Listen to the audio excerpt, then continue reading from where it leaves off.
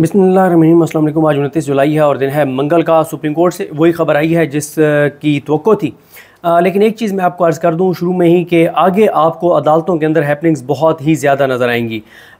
उसकी वजह यह है कि तहरीक इंसाफ के बहुत से केसेस अब अदालतों में मुख्तलिफ महाज़ों पर हैं, मुख्तलिफ स्टेजेस पर हैं, मुख्तलिफ अदालतों में हैं और अब आपको रोज़ाना तहरीक इंसाफ के हवाले से केसेस सुनाई देंगे। और मैं उसको नेगेटिव नहीं ले रहा, मैं उसको इंतहाई पॉजिटिव ले रहा हूँ कि जिस तरह से जजेस फ़ैसले दे रहे हैं उससे अवामी नफ़रत में, अवामी गम गुस्से में इजाफ़ा हो रहा है। लोगों की नफ़रत में इजाफ़ा इसलिए हो रहा है कि वो मुस्लिम लीग नून और वो पीपल्स पार्टी जिन्होंने लोगों को खुदकुशियों पर मजबूर कर दिया है, जिन्होंने पाकिस्तान की, जिनकी वजह से पाकिस्तान की बका और सलामती पर सवालात उठ रहे हैं, जिन्होंने पाकिस्तान को तबाह और बर्बाद कर दिया 3 सालों में, जिन्होंने करोड़ों लोगों को बेरोज़गार कर दिया है, जिनकी वजह से इस वक्त गुर्बत पाकिस्तान में तारीख की बुलंद तरीन सतह पर है, बेरोज़गारी पाकिस्तान की तारीख की बुलंद तरीन सतह पर है, अनसर्टेनिटी बुलंद तरीन सतह पर है, ब्रेन ड्रेन बुलंद तरीन सतह के ऊपर है और एक लोगों के अंदर स्ट्रेस, एंग्जाइटी, पूरी कौम ज़हनी मरीज़ बन गई है।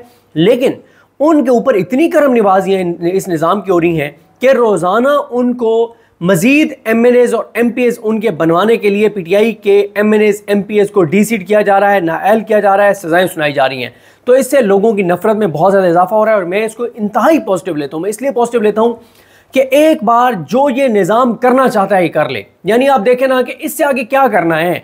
Chief justice Pakistan justice Yahya Khan अपनी मर्ज़ी का लगा लिया, आलिया नीलम अपनी मर्ज़ी की लगा ली, जस्टिस वो रोज़ी खान बलूचिस्तान हाई कोर्ट में अपनी मर्ज़ी का लगा लिया, पेशावर हाई कोर्ट में जस्टिस अतीक शाह अपनी मर्ज़ी का लगा लिया, इस्लामाबाद हाई कोर्ट में जस्टिस डोगर अपनी मर्ज़ी का लगा लिया। लेकिन इन सबको अपनी मर्ज़ी से लगाने से आपने अदालतों को तो फतह कर लिया, आपने अदालतों को तो कंट्रोल कर लिया, लेकिन आवाम के अंदर बढ़ती हुई नफ़रत, गुस्सा वो कंट्रोल नहीं हो रहा, वो कम नहीं हो रहा और हर आने वाले दिन के साथ लोगों की मुश्किलात में इजाफा हो रहा है और चीज़ें उस तरफ चली गई हैं।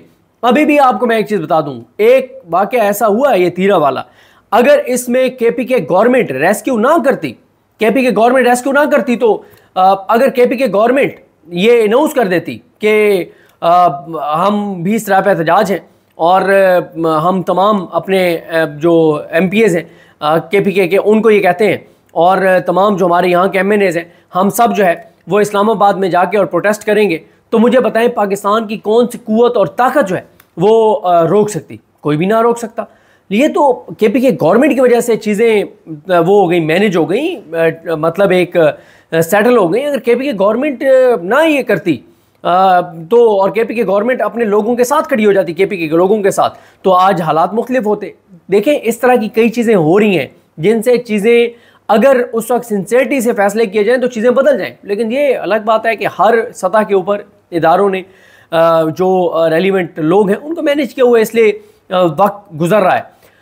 लेकिन एक टाइम तो ऐसा आएगा ना कि कोई ऐसा वाक़या होगा और उस वक्त उस वाक़े को कंट्रोल करने वाला कोई बंदा ऐसा मौजूद नहीं होगा जो मैनेज हुआ हो, तो चीज़ें मुख्तलिफ हो जाएंगी। तो इसलिए अदालतों में जो कुछ हो रहा है ये और ज़्यादा होना चाहिए। अब देखें, आप ये देखें कि अगले 15 से 20 दिन में PTI के खिलाफ 30 से 35 और फैसले आने हैं। अब जो 30 से 35 फैसले देने वाले जज हैं उनकी जब अभी आप देखें, मैं अतीक रियाज साहब जो सनम जावेद साहिबा के हस्बैंड हैं, वो उनका मैं ट्वीट पढ़ रहा था कि वो जो जज अरशद जावेद है उसने फैसला सुनाया, वो कई दिनों से उसके बाद अदालत ही नहीं आ रही, पता नहीं आज आए या नहीं आए, मैं लाहौर से चेक करूँगा जो वकला हैं उनसे, लेकिन वो बता रहे हैं कई दिनों से वो अदालत ही नहीं आए। यानी इतना ज़्यादा अवाम का दबाव है कि फ़ैसला दे दिया, फ़ैसला दे दिया। ये उसी तरह से है कि वो मतीउल्लाह जान साहब ने कहा ना कि वो जो पुलिस वाला था जो एहराम में था और एहराम में उसने कहा जी मैं जो है वो ये नहीं कहूँगा कि अगर मैं झूठ बोलूँ तो अल्लाह का कहर नाजिल हो। उन्होंने मतीउल्लाह जान साहब ने कहा वो इसलिए ये नहीं कह रहा था कि झूठ तो उसने बोलना था। अब मसला यह है कि अगर वो झूठ नहीं बोलता तो उसकी फैमिली पे ज़मीनी खुदाओं का कहर आ जाएगा और झूठ उसने बोलना तो था, हलफ उठाए बगैर बोल दिया एहराम में, इसलिए कि ठीक है वो अल्लाह वाला मामला तो आगे जाके देखा जाएगा ना, जब कब्र में जाएंगे तो देखा जाएगा।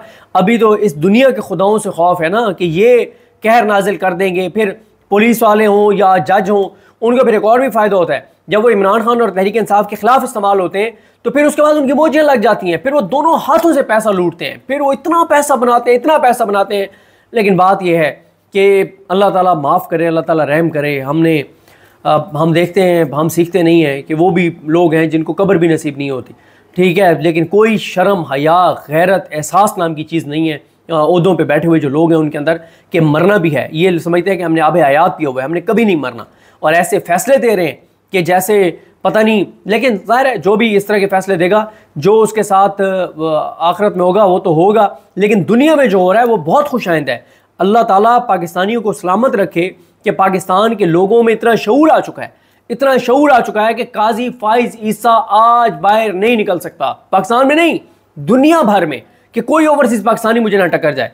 तो ये है, अल्लाह ताला ने पाकिस्तान पर करम किया है, लोगों में इतना शऊर आ गया है। हाँ, ये निज़ाम पूरी कोशिश कर रहा है कि लोगों में मायूसी फैला दे कि जी वो देखे ना, हमने मलिक अहमद खान बच्चर को 1,07,000 वोट दिए थे तो अपना वो डी सीट हो गया, तो अब तो ये निज़ाम अपनी मर्जी का बंदा बनवा लेगा। वो देखें जी जमशेद दस्ती इतने वोटों से जीता था, फिर क्या हुआ, डी सीट हो गया ना। वो देखें एजाज चौधरी साहब डी सीट हो गए ना, वो अहमद चट्टा डी सीट हो गया ना, बिलाल एजाज डी सीट हो गया ना। ये निज़ाम लोगों को मायूस करना चाहता है ताकि लोग, इमरान खान से पहले क्या था, इमरान खान से पहले क्या था, दो ऑप्शन थे, कभी उसको वोट दे दिया, कभी उसको वोट दे दिया। वो आते थे तो वो उनको चोर कहते थे, वो आते थे उनको चोर कहते थे, दोनों इक़्तिदार में आके और एक दूसरे को प्रोटेक्ट करते थे। इमरान खान फैक्टर के बाद यूथ इन्वॉल्व हुई पाकिस्तान की सियासत में, पाकिस्तान के मामलात में, और आज इमरान खान फैक्टर की वजह से पाकिस्तान के लोग कहते हैं कि हम पाकिस्तान के मालिक हैं। एक आम मजदूर कहता है मैं पाकिस्तान का मालिक हूं, एक आम रेडी वाला कहता है कि मैं इस मुल्क के फैसले करूंगा, मैं इस मुल्क का मालिक हूं। वो जो अरशद शरीफ साहब का क्लिप भी चलता है, मरहूम अरशद शरीफ साहब का अल्लाह ताला उनके दर्जात बुलंद करे। तो बात यह है कि ये निज़ाम चाहता है कि लोग मायूस हो जाएं, लोग इरेलीवेंट हो जाएं, और उसके बाद ये निज़ाम मरियम नवाज को इसी तरह से वज़ीर आला रखे, फिर उसके बाद जुनैद सफदर को रखे, फिर उनके बच्चों को रखे, फिर उधर से जरदारी के बाद बिलावल, बिलावल के बाद बिलावल के बच्चों को, आसफा और बख्तावर के बच्चों को लेके आए, और ये ऐसे चलता रहे। ऐसे नहीं होगा, मैं ये समझता हूँ ऐसे नहीं होगा। हर आने वाले फैसले के बाद लोगों के गुस्से में इजाफा हो रहा है, लोगों की नफरत में इजाफा हो रहा है, और कमिटमेंट में इजाफा हो रहा है। हाँ, ये जरूर है, लोग बहुत बात करते हैं, लोग निकलते नहीं। हाँ बिल्कुल ठीक है, लोग नहीं निकलते, ये बात दुरुस्त है। हर बंदा आजकल 2 वक्त की रोटी के लिए उसको जान के लाले पड़े हुए हैं। अपने बच्चों को 2 वक्त की बाइज्जत रोटी नहीं वो दे सकता, अदालतें एग्जिस्ट नहीं करती, सीधी गोलियां मारी जा रही हैं। जाहिर है इस अब जिसने निकलना है, मुझे बताएं ना, जितने लोग जेलों में गए हैं, ठीक है, उनमें से 30% लोग इग्नोर भी हुए जो पीटीआई के थे, लेकिन 70% को ये खदीजा शाह हो, उनकी टीम हो, या केपीके में अली अमीन गंडापुर साहब पे आप बाकी तनकीद कर सकते हैं, यहाँ पे आप तनकीद नहीं कर सकते कि उन्होंने और बहुत से लोगों ने जितना किया, और ये तो पीटीआई की तंजीम की अभी भी नाकामी है, जितने ओवरसीज़ पाकिस्तानी करना चाहते हैं। मुझे पीटीआई की एक रहनुमा है, उन्होंने बताया एक ओवरसीज़ पाकिस्तानी का उन्होंने रब्ता किया, और उन्होंने पता नहीं कितने जो असीरान हैं उनकी फैमिलीज़ को किस तरह से सपोर्ट किया, बड़ा ज़बरदस्त। मतलब मैं खुद ज़ाती तौर पर कुछ ऐसे लोगों को जानता हूँ जिन्होंने बहुत ज़्यादा किया। तो 30% इग्नोर हुए, लेकिन 70% को सपोर्ट किया पीटीआई ने, लेकिन फिर भी 30% इग्नोर तो हो गए ना, और जिन 70% को सपोर्ट किया, कितना एक्सपोर्ट कर लिया, ठीक है। और फिर एक सेल्फ रिस्पेक्ट वाले बंदे के लिए मसला भी होता है कि वो किस तरह से मतलब बोले। ऐसे लोगों को देखा है जिनके करोड़ों रुपए के बिजनेस थे और आज 1 रुपए का बिजनेस नहीं है, लाखों रुपए कमा रहे थे और आज हैंड टू माउथ हुए हैं। ओवरऑल भी पीटीआई से हट के भी जो लोगों के हालात हैं, तो सारे इस वजह से लोग खौफजदा, लोग नहीं निकलते।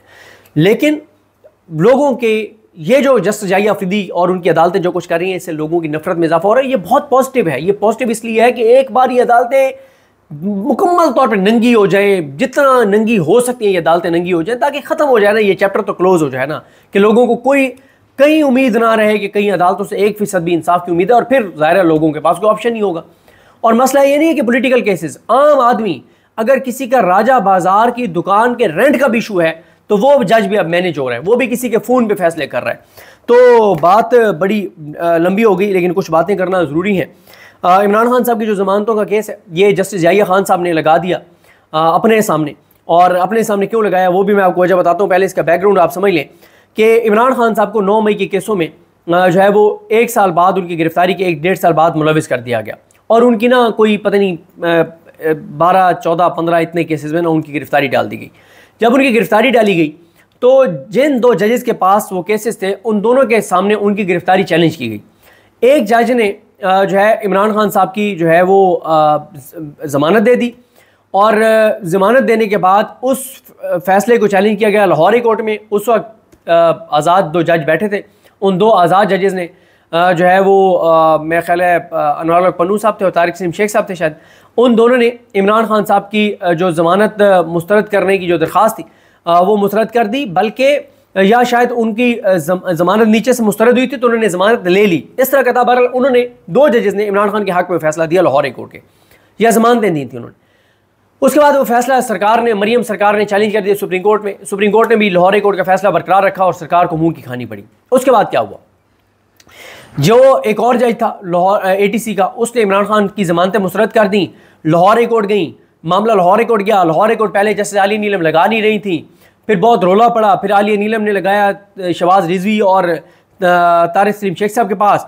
फिर जब देखा कि तारिक सलीम शेख तो ये तो ज़मानत दे देंगे इमरान खान को, ठीक है, शहबाज रिजवी साहब नहीं देंगे, वो जो नून लीग कहती है साड़ी गाल हो गई है, तो ये तो नहीं देंगे, इनका तो पता है कि क्या फैसला करेंगे शहबाज रिजवी साहब, लेकिन वो दूसरा तो अपने हलफ से मुताबिक चलने वाला है, वो तो अपने हलफ से वफा करेगा, वो तो आज़ाद जज है। बेंच तोड़ दिया आलिया नीलम साहब ने। अच्छा, बेंच में ले आए तारिक ज़िया बाजवा साहब को। अब तारिक बाजवा साहब आ गए, वो भी जस्टिस शहबाज रिजवी की तरह, वो भी आइन के मुताबिक फैसले करने, आइन आप समझ रहे हैं ना, इन्वर्टेड कॉमास में, आइन के मुताबिक फैसले करने वाले थे तारिक ज़िया बाजवा। उसके बाद उन्होंने इमरान खान की ज़मानतें मुस्तरद कर दी, शहबाज रिजवी साहब ने और तारिक ज़िया बाजवा ने। उसके बाद पहले तो ऑर्डर जारी नहीं कर रहे थे, वो ऑर्डर जारी किया, फिर अटेस्टेड कॉपी नहीं मिल रही, फिर अटेस्टेड कॉपी मिली। फिर उसके बाद क्या हुआ कि इमरान खान के वकालतनामे दस्तखत होने थे सुप्रीम कोर्ट में चैलेंज करने के लिए। 3 हफ्ते तक अडयाला जेल में इमरान खान के वकालतनामे ही साइन नहीं हो रहे थे। फिर अदालत से रजू किया अलीमा खानम साहिबा ने, फिर इमरान खान के वकालतनामे साइन हुए, फिर उसके बाद मामला सुप्रीम कोर्ट में चैलेंज हुआ और जस्टिस याहिया खान साहब ने फौरी तौर पर इमरान खान की ज़मानत की दरखास्तें अपने सामने लगा दी।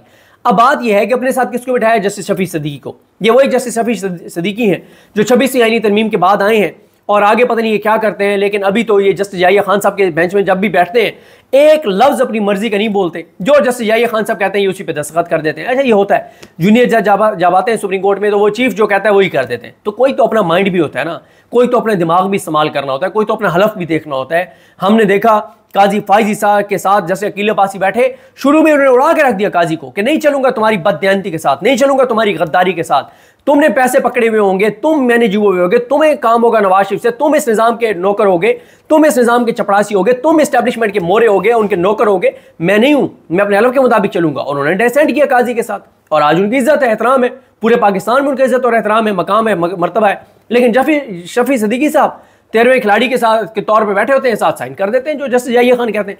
ये शफी सदीकी साहब उस ऑर्डर के ऊपर सिग्नेटरी हैं, इन्होंने सिग्नेचर किए हुए। ये जो 120 दिन में 9 मई के लोगों को सजा सुनाने का जस्टिस याहिया खान का ऑर्डर है, उसमें ये दस्तखत किए हुए इन्होंने, ये हिस्सा है उस बेंच का। जस्टिस शफी सदीकी, भैया आप थोड़ा सा अपना भी माइंड अप्लाई कर लेना, ठीक है जस्टिस, लेकिन मसला शफी सदीकी साहब का भी फिर एक तरह से वही है कि जस्टिस याहिया खान को भी को out of turn chief justice Pakistan बनाया गया है और शफी सदीकी साहब 26 आईनी तरमीम के बाद आए हैं, तो ये हुकूमती वोटों से आए, तो इनका ये मसला है। तो ये एक पूरा अदालती निज़ाम ख़त्म हो गया है। हर जज जो है वो देखता है। अभी एक जमशेद दस्ती साहब का केस लगा हुआ था मुल्तान बेंच में, वो एक आज़ाद जज के सामने लगा हुआ था, उसने केस ही नहीं सुना और उसने मामला आलिया नीलम साहब को भेज दिया, क्योंकि उसे पता था केस के पीछे कौन है। एक यानी अच्छा जज, बेहतरीन जज, वो भी अब उसने भी केस नहीं सुना, उसने भी मामला आलिया नीलम साहब को भेज दिया। तो ये तो हालात हैं कि जो आज़ाद जज है वो भी मैनेज हो गए, जो हलफ से वफा करने वाले वो भी मैनेज हो गए। क्यों मैनेज हो गए? क्योंकि उन्हें पता है कि अब हमने अगर आगे आना है तो हमने हुकूमती मर्जी से आना है, इदारों की मर्जी से आना है, एस्टेब्लिशमेंट की मर्जी से आना है, वो भी आप पीछे हट रहे हैं। तो ये बड़ा एक साने है पाकिस्तान के साथ, ये पाकिस्तान की बका और सलामती पे सवाल उठ रहे हैं, पाकिस्तान की बुनियादें खोखली हो गई हैं सिर्फ इसलिए कि अपनी ज़ात और मफाद के लिए, इमरान खान की नफरत में और इमरान खान का रास्ता रोकने के लिए। इमरान खान का रास्ता क्यों रोका जा रहा है? इसलिए रोका जा रहा है कि इमरान खान पाकिस्तान के लिए नुकसानदेह नहीं, पाकिस्तान के लिए तो फ़ायदेमंद है। नुकसानदेह किन के लिए है? उन लोगों के लिए है जो पाकिस्तान को नुकसान पहुँचा रहे हैं। अच्छा, अब आ जाए जनाब, जस्टिस याहिया खान साहब ने अपने सामने लगा दिया, हालांकि उनको ये केसेस ना वो इस तरह के केसेस जो हुकूमत के जो हुकूमत जहाँ पे दो नंबरी कर रही है, जहाँ पे जुल्म हो रहा है, इस्तेसाल हो रहा है, इंसानी की पामालियाँ हो रही हैं, इस तरह का कोई केस भी वो मसूली शाह साहब, मुनीब अख्तर साहब, अतर मिनल्ला साहब, मलिक शहजाद अहमद खान साहब, आयशा मलिक साहबा, अकील अब्बासी साहब के सामने नहीं लगाते। आज़ाद जज के सामने नहीं लगाएंगे, अपने सामने लगा लेंगे ताकि हुकूमत को कोई मसला ना हो, इदारों को कोई मसला ना हो, कोई बड़ा हलफ के मुताबिक कोई जज फैसला ना दे दे। अब अपने सामने लगा दिया। हालांकि सलमान सफदर साहब जनरल एडजमेंट पे थे। भैया आपको जब पता है कि जनरल एडजमेंट के ऊपर है, वो बैरून मुल्क गए हुए हैं, तो आप 2 दिन बाद लगा लें, नहीं आज लगा दिया। अब आज सलमान के नाजिर साहब पेश हुए, उन्होंने कहा सर आप मैं आर्गू कर लेता हूँ, आप नोटिस कर दें और 2 दिन बाद केस लगा दें। नहीं, और कब तक ले गए? 12 अगस्त तक ले गए। 12 अगस्त तक क्यों ले गए? ताकि और ज़्यादा इमरान खान को जेल में रखा जा सके, और ज़्यादा उसकी तजलील की जा सके, और उसकी तज़हीक की जा सके, और उसको सज़ा दी जा सके, और उसको तोड़ा जा सके। भाई आप आज सलमान अकरम राजा साहब मौजूद हैं, फॉर्मेलिटी होती है नोटिस, फॉर्मेलिटी के तौर पे आप नोटिस करें, ये नोटिस होने ही नोटिस है, इसमें नोटिस करके और आप 2 दिन बाद सुन लें। नहीं, 12 अगस्त तक आप एडजन कर लिए। ये पहले से पता था कि जस्टिस याहिया खान साहब यही करेंगे। वो कल हमारे दोस्त जो है उन्होंने बिशार राजा साहब, मेरे पास अब वो दूसरा मोबाइल नहीं है, मैं वरना उनका ट्वीट पढ़ता जिसमें उन्होंने पहले कहा था कि जस्टिस याहिया खान साहब जो है वो पतली गली से निकल जाते हैं और वो क्या करेंगे, ये पहले से पता था। तो इमरान खान के केस में वही हुआ जिसका कल पता था कि जस्टिस याहिया साहब ने अपने सामने लगाए इसलिए है ताकि कोई आज़ाद जज के सामने लगेगा तो वो कोई बड़ा फैसला ना दे दे। अगर ये किसी आज़ाद जज के सामने लगता, वो पूरा इसका पोस्टमार्टम करता कि जस्टिस आलिया नीलम इसमें क्या करती रही है, शहबाज रिजवी ने इसमें क्या किया, तारिक बाजवा ने इसमें क्या किया, हुकूमत ने इसमें क्या किया, औरों का क्या किरदार था, ADC के जज ने क्या किया, सब के हवाले से पोस्टमार्टम होता और कच्चा चट्टा खुल के सामने आ जाता। लेकिन जस्टिस याहिया खान साहब ने अपने सामने लगा लिया ताकि वो कोई ऐसा होम्योपैथिक सा फैसला दे कि नीचे हुकूमत को कोई मसला ना हो, इदारों को कोई मसला ना हो, और इमरान खान को अगर ज़मानतें देनी भी हैं तो वो इतने मतलब इतनी खामोशी से बग़ैर उन चीज़ों को देखे परखे डिस्कस किए जिससे ये निज़ाम मज़ीद गंदा हो और नंगा हो। तो इस निज़ाम को बचाने और नीचे जो जज नाइंसाफ़ी कर रहे हैं उनको भी बचाना है, ADC वाले जजों को भी बचाना है, हुकूमत को भी बचाना है, और इंसानी हकूक़ की पामालियाँ करने वालों को भी बचाना है, इमरान खान के साथ जुल्म करने वालों को भी बचाना है। ये है इस वक्त जस्टिस याहिया अफरीदी साहब का मुकम्मल तौर पर जो उनका टास्क और ज़िम्मेदारी लगता यह है कि उन्होंने जो हलफ उठाया है वो इंसाफ करने का नहीं, इस मुल्क से वफा करने का नहीं, बल्कि जिन्होंने उनको चीफ लगाया है उनसे वफा करने का उन्होंने हलफ उठाया है, जो कि बहुत तकलीफ देह और बहुत अफसोसनाक है। तो बहरहाल जी, अब 12 अगस्त तक इमरान खान साहब का मामला बगैर समात के चला गया। इसके ऊपर अलीमा खानम साहब ने भी बात की है, सलमान राजा साहब ने भी बात की है, लेकिन बस सूरत हाल आपके सामने है। अब चीज़ों में इतनी मतलब हर अदालत, हर चीफ जस्टिस, नीचे तक की अदालतें जो कुछ कर रही हैं वो आपके सामने है। लेकिन मैं इसको दोबारा कहता हूँ, पॉजिटिव लेता हूँ, एक बार ये निज़ाम जो कर सकता है कर ले। देखें, इमरान खान को ये सजाएं करवाते हैं, उसकी पॉपुलैरिटी में इजाफा हो जाता है। जो जज इमरान खान को सजा सुनाता है वो घर से नहीं निकल सकता, उसको अपने बच्चों को तालीमी इदारों से निकलवाना पड़ा है। अब इतलात आ रही है कि एक जज के एक बेटे या बेटी को बाहर भिजवाया गया, तो ज़ाहिर है उन जजों को यही कहा जा रहा है कि इमरान खान के खिलाफ फैसले दो, तुम्हारे बेटियों बेटों को बाहर सेटल करवाते हैं, वहाँ उनको जो है वो शरीयत लेके देते हैं, तुम्हें बिज़नेस वीज़े तुम्हारी फैमिली को लेके देते हैं, और तुम फैसले करते जाओ और बाहर शिफ्ट होते जाओ। और ज़ाहिर है जब तुम ऐसे फैसले कर रहे हो उससे पाकिस्तान ही कमज़ोर हो रहा है ना, पाकिस्तान के अंदर नफरतें बढ़ रही हैं, खाना जंगी और इनारकी जैसे माहौल बन रहे हैं। तुम्हें से क्या, तुम्हारे बीवी बच्चे बाहर सेटल हो जाएंगे, तुम्हें बाहर के वीज़े मिल जाएंगे, तुम्हें बाहर सेटल करवा देंगे, तुम्हारा क्या लेने देने इस पाकिस्तान से। ये पाकिस्तान खाना जंगी होती है, नारकी होती है, यहाँ के लोग भुगतेंगे। हम जितने लोग ओहदों पर हैं, हम तो कल को यहाँ से टिकट कटवाएंगे, बाहर चले जाएंगे, हमारे घर free, ration free, kitchen free, बच्चों की तालीम फ्री, बच्चों के इलाज फ्री, हमारे इलाज फ्री, हमारे प्रोटोकॉल फ्री, हमारे बाहर के टिकट फ्री। हमें क्या मसला है? जिस दिन को खुदा न खास्ता को हालात ऐसे होंगे, यहाँ से जाएंगे, बाहर जाकर आराम से रहेंगे, कोई मसला नहीं है। और बाहर वाले भी प्रोटोकॉल देंगे और वेलकम कहेंगे कि आप पाकिस्तान को कमज़ोर करके आए हैं, माशाल्लाह, तो आए, हम आपको वेलकम कहते हैं।